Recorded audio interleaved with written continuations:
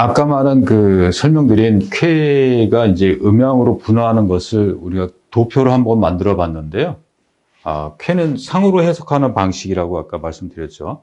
그래서 상이라는 것은 우리가 공기든 열기든 또는 색이든 물체든 이렇게 느껴질 수 있고, 우리가 보이지 않거나 아예 알 수 없는 존재가 아니고 드러나 있는 것을 상이라고 우리가 한다고 얘기했습니다. 그래서 이 쾌상을 보는 것은 결국 드러나 있는 것, 그러니까 우주가 또는 천지가 만들어져서 우리가 임의로 변화할 수 없는 상태, 그러니까 이걸 선천이라고 하는데, 받아들여야 하는 상태를 해석한 것이죠.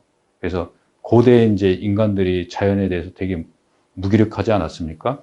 그래서 무기력함 속에서 자연이 나타내주는 어떤 의미나 또는 신이 인간에게 주는 어떤 의미를 이렇게 상으로 해석해 본 거죠. 그래서 이 양이라는 것은 드러난 상 중에서도 활동하거나 눈에 보이거나 가시적인 것들, 뭐 이런 것들을 말하고요. 음이라는 것은 이렇게 가시적이지 않거나 움직이지 않거나 또는 드러나 있지 않고 그늘 속에 있거나 이런 것들을 음이라고 하는 것입니다. 그래서 이 두 가지 구분을 우리가 양의라고 하고요.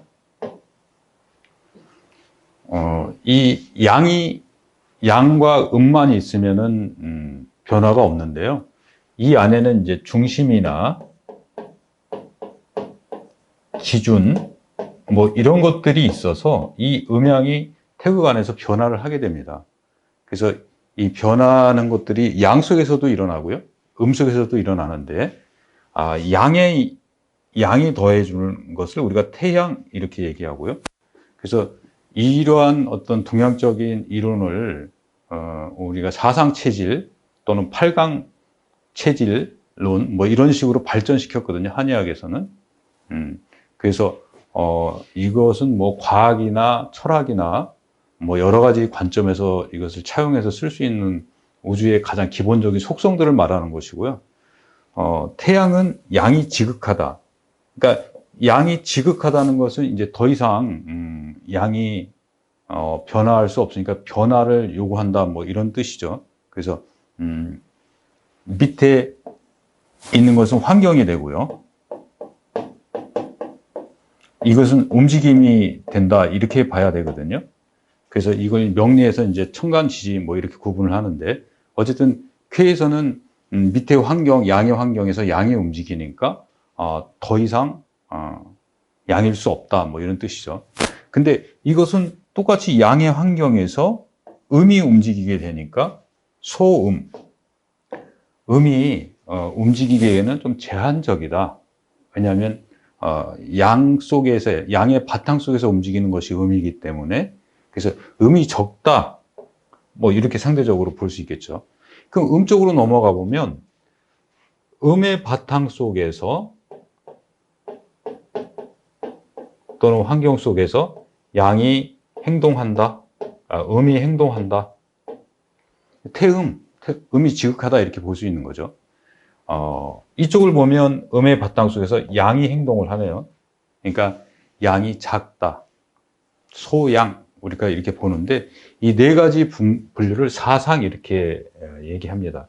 뒤에서 이제 상수에서 배우겠지만 이 사라는 글자는 무언가를 결정해 주는 글자거든요.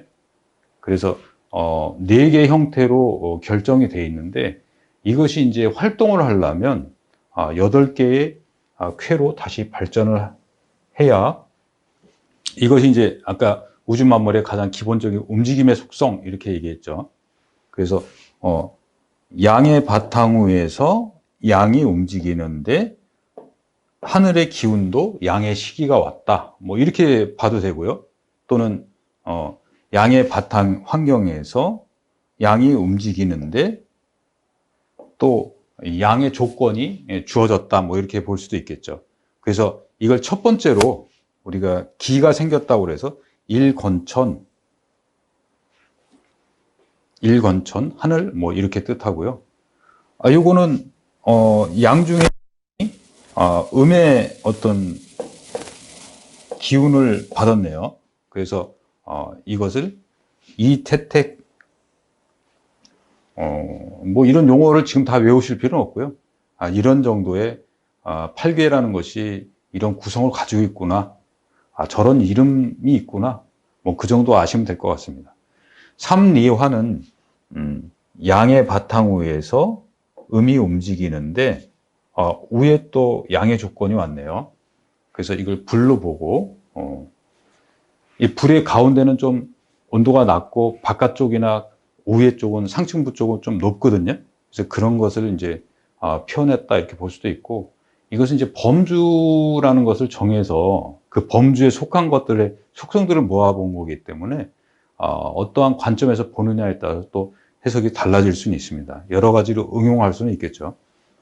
어쨌든 이제 우리 선조들은 그 중에서 가장 시대의 엘리트라는 분들은 수천 년 동안 연구를 해서 이러한 결과의 속성을 가장 기본적인 우주의 움직임의 속성이다 이렇게 본 거죠.